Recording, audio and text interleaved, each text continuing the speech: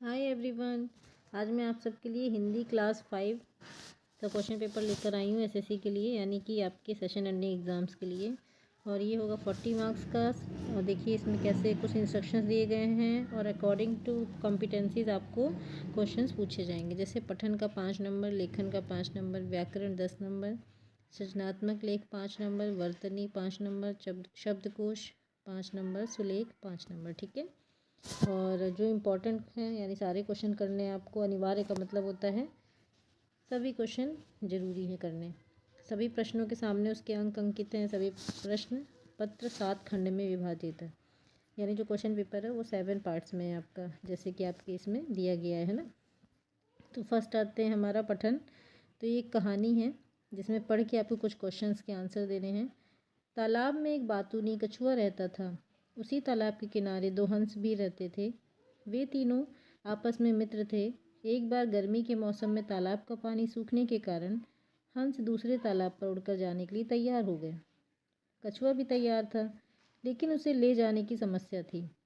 कछुए ने उपाय बताया कि दोनों हंस अपनी चोंच में एक लकड़ी के सिरों को पकड़ लेंगे और वह उस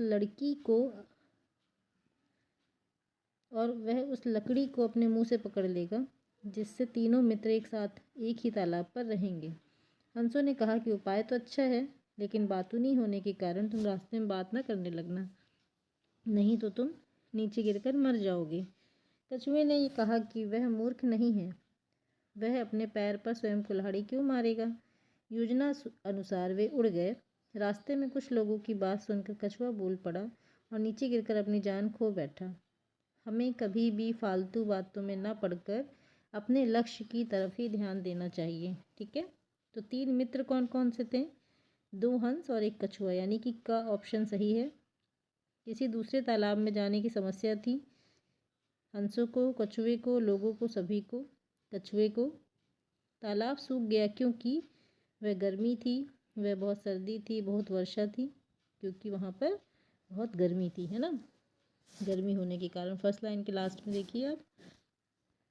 फिर है हंसों ने कहा कि उपाय तो अच्छा है, पर तुम बातूनी होने के कारण रास्ते में बात नहीं करने लगना। तो पहला ऑप्शन सही है, क्योंकि वो जो कछुआ था वो बहुत बातूनी था।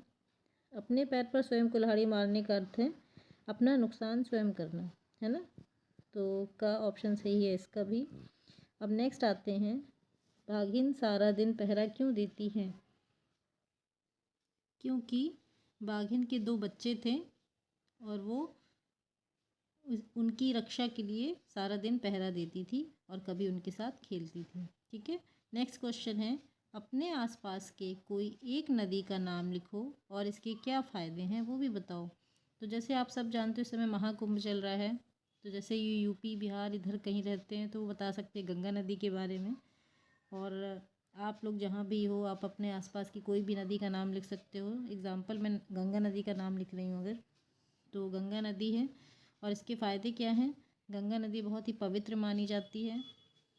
पूजा पाठ, घर की शुद्धि में इस गंगा जल को उपयुक्त किया जाता है, प्रयोग किया जाता है। पहला फ़ायदा ये हो गया। दूसरा फ़ायदा, गंगा नदी हिमालय से निकलती हुई गंगा सागर में जाकर मिलती है और गंगा नदी के किनारे किनारे जितने भी गांव शहर बसे हुए हैं वह उन सबको हरा भरा रखती है। ठीक है। नेक्स्ट है, हिमालय की चुनौती कहानी के लेखक नाम लिखे। तो यानी कि हिमालय की चुनौती जो आपका चैप्टर है उसके लेखक का नाम लिखना है। और कहानी में लेखक ने किसके यात्रा के वृतांत के बारे में वर्णन किया, यानी कि लेखक ने किसकी यात्रा के बारे में बताया है उसको लिखना है। तो आप ये 2 नंबर का क्वेश्चन है, तो आप इसको 4-5 लाइन में कंप्लीट कर सकते हो। तो पहली लाइन तो आपकी लेखक की हो जाएगी, 3 से 4 लाइन आप वृतांत, यात्रा वृतांत के बारे में बता सकते हो। जैसे 2 क्वेश्चन इसमें हो गए। तो ये देखिए यहाँ पर जो हिमालय की चुनौती चैप्टर है उसके जो राइटर हैं, लेखक हैं, उनका नाम है सुरेखा पड़ंदीकर। तो ये आप लोग बहुत अच्छे से याद कर लीजिए, सुरेखा पड़ंदीकर। ठीक है। और जो इन किसके बारे में अगर आपको पूछा जाए कि इनके बारे में इस यात्रा में वृतांत किया गया है, तो वो है जवाहरलाल नेहरू जी के बारे में बताया गया है। ठीक है। किनके बारे में बताया गया है? जवाहरलाल नेहरू जी के बारे में। ठीक है। जो कि ये देखिए ऊपर लिखा है, चलकर जवाहरलाल मातायन पहुँचे, तो ये जो हिमालय की चुनौती है वो जवाहरलाल नेहरू की यात्रा के बारे में बताया गया है, जो हिमालय से अमरनाथ जाने की कोशिश करते हैं इस कहानी में। ठीक है, तो आपको आई थिंक समझ में आ गया होगा। चलिए आइए चलते हैं नेक्स्ट पार्ट पे।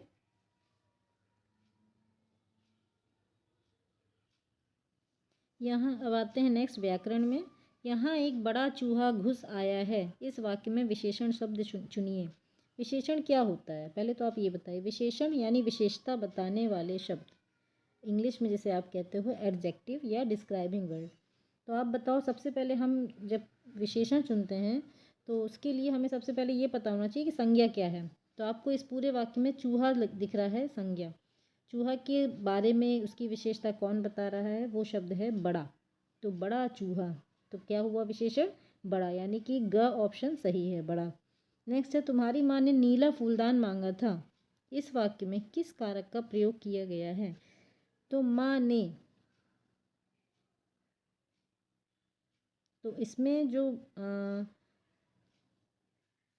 तो इसका भी ऑप्शन सी ग सही होगा, कर्ता ने।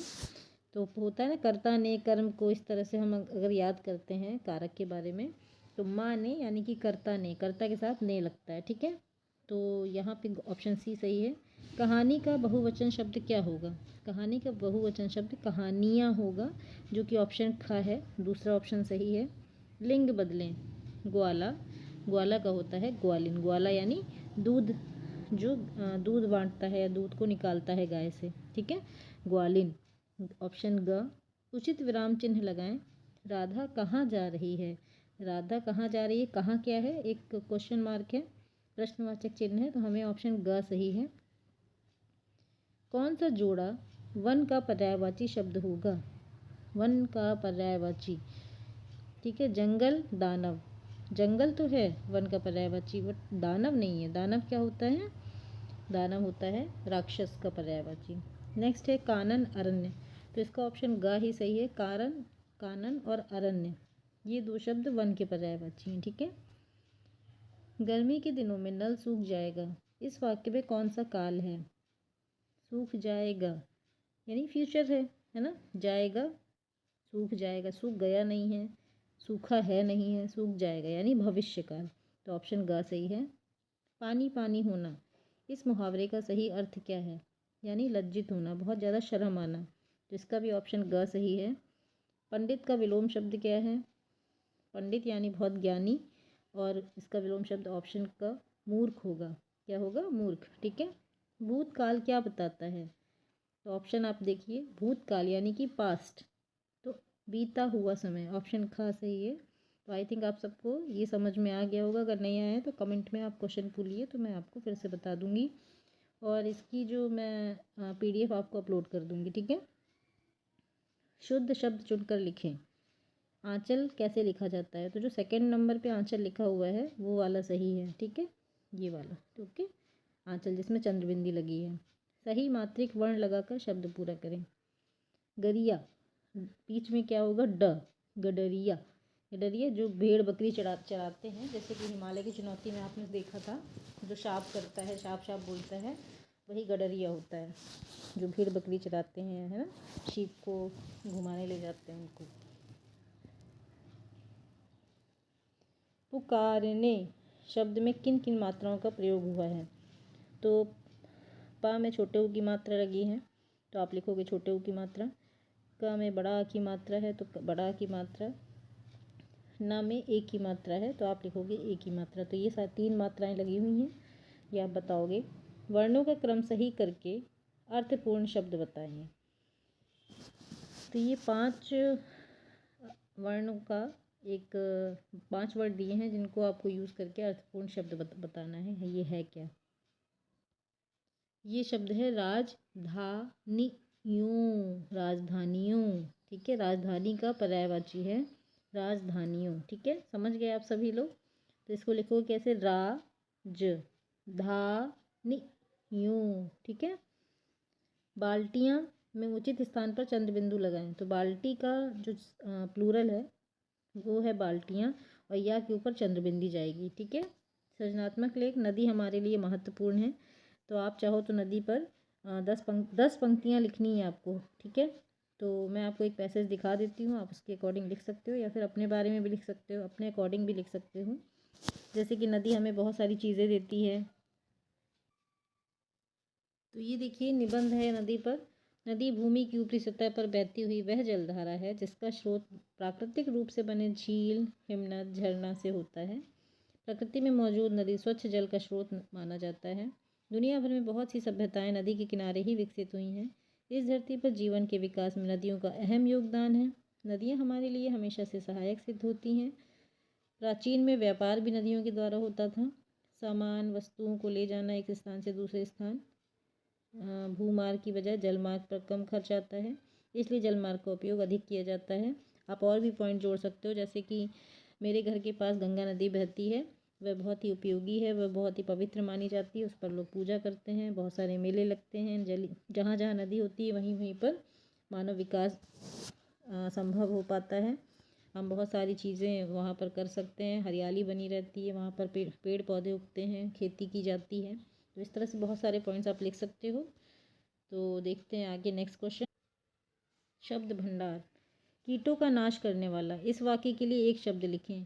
तो आपको पता है जब पेड़ पौधों के लिए जब कीड़े ना लगें उसके लिए कीटनाशक दवा डाली जाती है, तो आप जो कीटों का नाश करती है, तो आप लिखोगे कीटनाशक, ठीक है।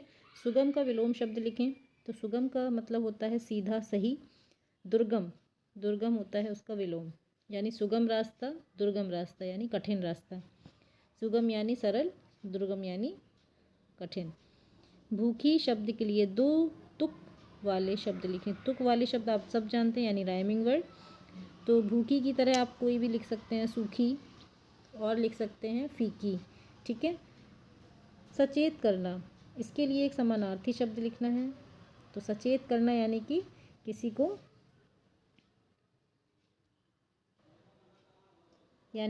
को जागरूक करना। सचेत करना यानी कि किसी को जागरूक करना। और नेक्स्ट है दोस्त। दोस्त शब्द के लिए पर्यायवाची शब्द लिखें। तो पहला होता है मित्र और दूसरा होता है बंधु, ठीक है, मित्र, बंधु। नेक्स्ट है सुलेख लेखन। तो ये एक बहुत ही सुंदर सा नारी सृष्टि का आधार है, नारी के ऊपर एक पैराग्राफ है जिसको आपको सुंदर हैंड राइटिंग में लिखावट का ध्यान देते हुए, मात्राओं का ध्यान देते हुए बहुत ही अच्छे से लिखना है। कहाँ पर पूर्ण विराम है, कहाँ पर कॉमा लगा हुआ है, कहाँ पर चंद्र बिंदी है, कहाँ पर बिंदी है। तो बहुत ही अच्छे से आपको ये करना है।